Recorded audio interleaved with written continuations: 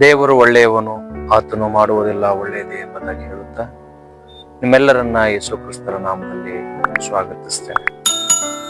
ಇವತ್ತಿನ ದಿನಮಾನಗಳಲ್ಲಿ ಜನರನ್ನ ನೋಡುವುದಾದ್ರೆ ಎಷ್ಟೋ ಕಷ್ಟ, ಸಂಕಷ್ಟ, ನೋವು, ತೊಂದರೆ, ದುಃಖ, ಗೋಳಾಟಕ್ಕೆ ಒಳಗಾಗಿದ್ದಾರೆ.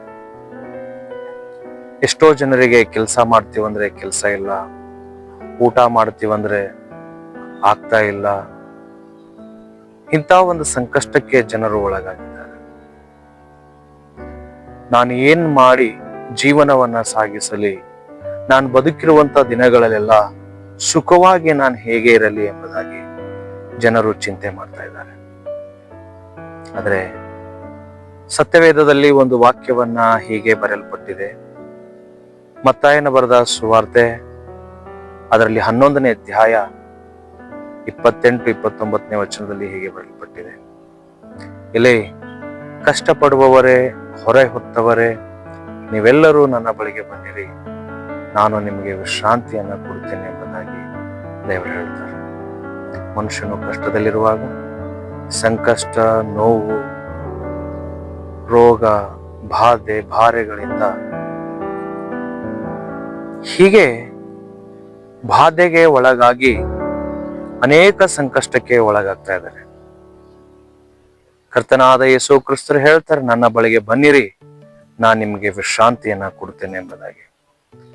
ಪ್ರಿಯರೇ, ನಮ್ಮನ್ನ ನಿಮ್ಮನ್ನ ಉಂಟು ಮಾಡಿದಂತ ದೇವರು, ನಮ್ಮನ್ನ ತಾಯಿಗಿಂತಲೂ ಮಿಗಿಲಾಗಿ ಪ್ರೀತಿಸುವಂತ ದೇವರು, ತಾಯಿ ಗರ್ಭದಲ್ಲಿ ಇಟ್ಟು ಈ ಭೂಮಿಗೆ ತಂದು ನಮ್ಮನ್ನ ಸಂತೈಸುವ ತಾಯಿಯಂತೆ ನಮ್ಮನ್ನ ಸಾಕಿ ಸಲುವ ದೇವರು ಹೇಳ್ತಾರೆ, ನಾನು ಸಾತ್ವಿಕತ್ವನು ದೀನ ಮನಸ್ಸುಳ್ಳವನಾಗಿರುವುದರಿಂದ ನನ್ನ ನೊಗವನ್ನ ನೀವು ತೆಗೆದುಕೊಳ್ಳಿರಿ, ಹೊತ್ತುಕೊಳ್ಳಿರಿ, ಆಗ ನಿಮ್ಮ ಆತ್ಮಕ್ಕೆ ವಿಶ್ರಾಂತಿಯನ್ನ ಸಿಕ್ಕುವುದು ಎಂಬುದಾಗಿ.